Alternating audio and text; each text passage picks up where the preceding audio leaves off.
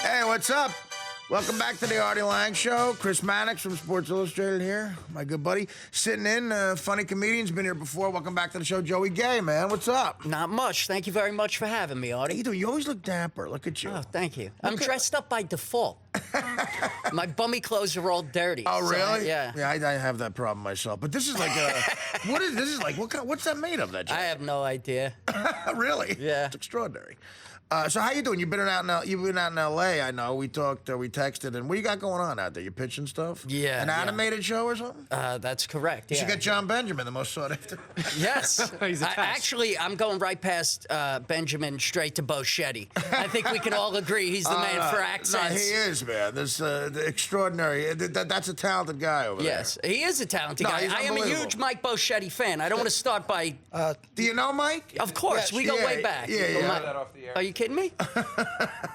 Well, what are you doing out there? Tell me. I always like. I love stories about comics pitching stuff because I've been there. We've all been there, and I like to hear if it's going well, if it's not. Stories either way. Like, how's it going out there? It's going really well at the moment, which is why I'm not going to expound upon it.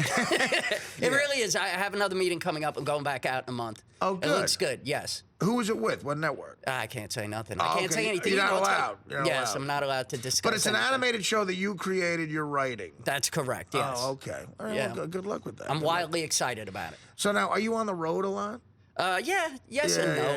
You know. How far out do you go? Do you do like West Coast swings, or you try to stay close? No, not too often. I think the farthest I go is Reno. I'm going to catch a rising star in Reno next Well, month. that's and far that's enough. as far as I Reno is. go. I've played Reno before. That, see, again, when you've had the vices I've had in the past, Reno's worse than Vegas. To Way me, worse. because there's not. If it's actually less culture than Vegas, if that's possible. You know what I mean?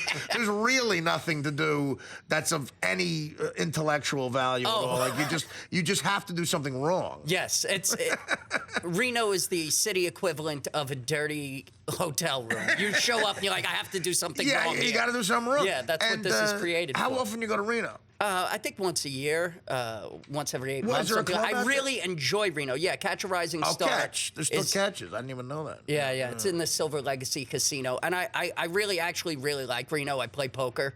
Oh, okay. So I go out for a week and I play with their money. I sit in the hot tub. I eat at the buffet. Yeah, but you got to be careful. See, I got into this too. See, I'm not a good gambler though. But you're a skilled poker player. No, who said? I said I play You poker. play poker, but I'm in other okay. words, I'm like okay. I'm not good. See, that's why I'm a true gambler. Like I don't understand. Like I would play poker sometimes with my buddy Norm Macdonald, like, who's a big time gambler, but he's a great poker player. He's Right. good. He's good at it.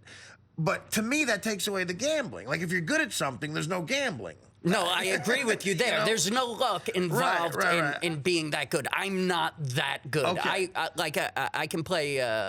I play aggressive and I play tight when I have the patience. But I think that everybody who plays Texas Hold'em goes through what I go through, and that's You got to gamble. You got to. You get emotional. Right. You shove the chips in the middle. You get crazy. The key to anything. I mean, look, I know guys who. And do you play poker? I'm you play a Hold'em? craps guy. Oh, you like Is that craps? right? Yeah, I play Listen, the tables. again, if you know how to play craps well, it's the best odds on. I've been playing it for 10 years. I'm still learning some of the tricks to it. You just, Oh, no, you got it. It's tough.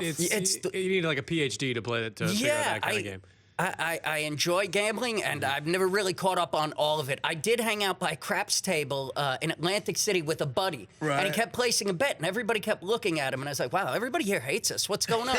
And then when we left, I realized he was betting against them making their point every time. You bet off against the pass line. You Off the bet, pass you line get there. bet the don't pass, which is you're betting against. You hate the those wrong. people. You hate Yes. those people. They start celebrating when you lose. They're like, oh yeah! My And entire there goes my Listen, $5,000. A system that my buddy Norm and I have is based completely on playing the don't pass line, but I'll get to that in a bit. Here's the thing. I know guys, you said the key word in gambling, patience. If you know what you're doing and you're patient, you can make a living at it. Yeah. I know guys who live in Atlantic City, modestly, okay? They have a $1,200 a month apartment on the outskirts of Atlantic City, which, down there you can get a decent place. Yeah, you can probably get a pretty They have a cleaning woman, and they grind it out. They play Right. craps 9 hours a day at the casinos. Jesus. They make it legally. They pay taxes on the money, and they sometimes on a good day they'll make $800-900. But it becomes a job. There's no gambling to it. They work because they're patient. They wait, and then hold them. You don't have the cards. Get rid of them and just keep grinding it out. Right. That's right. Yeah, and I enjoy to gamble, and I can hear in your voice you do Me as too, well. too. Like eventually, it's like, what am I doing here? I'm gambling. Yeah. I don't want to grind it out. I want to, I want to have fun. To grind it out is so clinical. To be Right, that of patient, to course. sit back and be like, all right, I'm just gonna wait till I want one of the hookers to have Action. herpes. Oh. I want to try to pick the right hooker. If you only want one hooker to have herpes, stay out of Reno. They all have it there. No, that's the other thing. If you can't bang a whore while you're gambling, it's terrible. But so now, is that your game, Hold'em? Is that's what you like the most? Yeah, that would. But here's why I worry about you, Joe. Here's the thing, because I know comics who do this. Do you get the money that you make for the weekend as a comic, and sometimes do you gamble it away? Oh, of course, I know, yes. see, that's What why- liar sits here and says, I play poker and I do it sensibly? I know that's what I do is rough. I only play once a year now. I go down to Reno, I take their money, and I play with it. If I lose it, it's okay. It's a working vacation, and but that's it. Other than that, other than a home game, I might play at my friend's house. I have that every once in a while. I enjoy that myself. Yeah, I don't like. I enjoy the action of it. Some of the gambling stories with comics, because every comic has to have a vice. The guys who don't do drugs or drink, a lot of them gamble. Like a lot of them who don't gamble do drugs and drink, and then some of them like me do everything. Yes. But I know a couple of guys who really and I have stories of myself. I was opening for a big name guy in Las Vegas. I won't say the guy's name because he partook with me in some of this. It wasn't Norm. It was another guy, but Wasn't Norm. it wasn't Norm. It wasn't Norm in this. But I was making $10,000 opening for this guy, and his name rhymed with Schmarret Top. All right. No, You actually- protected his anonymity. Just carry on. I said that as a joke. It's not him either. But I just wanted to say Schmarret Top. No, but I was, and it doesn't incriminate him either. It really just does me. But I was making. He was enough of I was getting 10 grand to open for the guy. I had to do 18 minutes, and if you've ever opened for like a big time guy in Vegas, they don't want you to do a long time. They want those people out there gambling. So they're like, do the minimal amount of time where they won't sue us, and it's technically a show. And the opener they'll say 18 minutes. And I would get my 10 G's. We had one show on a Friday, one show on a Saturday on this particular weekend. And I got $20,000. And they gave me the old thing. They said, we can either give you the check or we can put it on an account and credit you, for the weekend. And I did the credit thing. I lost 62 grand. Oh my God. I lost 62,000. So I was down, $42,000. What are you playing that you're down 40? You're losing that much money. You playing just cards? Well, I've always said, I would every once in a while I might trip and I end up in the sports book. People say, how do you know you have a gambling problem? It's when you're at the Mirage Sports Book at 5 a.m. and you're stumbling around drunk asking people for high school lacrosse scores. Did the lacrosse scores coming in? It's worse than Dave's Bobcats. Yes. Some of it was the sports book, but a lot of it, I played craps and a lot of blackjack, so.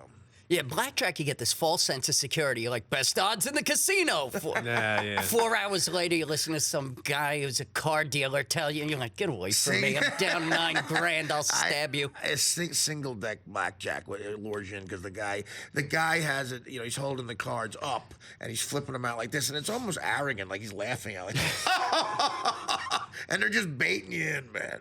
You know what I don't like about playing cards? I don't like playing against somebody. I don't like you're playing poker. I don't like everybody being enemies kind of at the table. The best thing about craps is that that's very peaceful. it's just because it's not I as don't much like fun. It. We're all enemies. It's not as much fun. Look, if you're on a craps table and you're getting hot and everybody is drunk off their butt out there, I mean, that's a blast. I've spent like 7-8 hours at a craps table before, not winning huge money, a couple $1,000s here or there, but if everybody's winning, the guy you never met sitting next to you is your best friend for life right there. It's a good time. You like a good time, and I like enemies. I think that is. Yeah, I'm with Artie on this one, like but to that hate does people. sound like fun. It sounds like Sounds like a good time. a party and gambling. Best night I ever had was at the Harris Casino down in New Orleans. Where are you going? Oh, you really? That's a good Did spot. you go on the riverboat? No, I was just in the casino. I went on the riverboat once. They had some law where, like, as long as the boat was 600 feet away from the land, You're right. like if you were Ridiculous. like 590 feet away, nothing bad could happen. 10 more. If it floated 10 more feet, you could play craps on the stomach of a naked whore.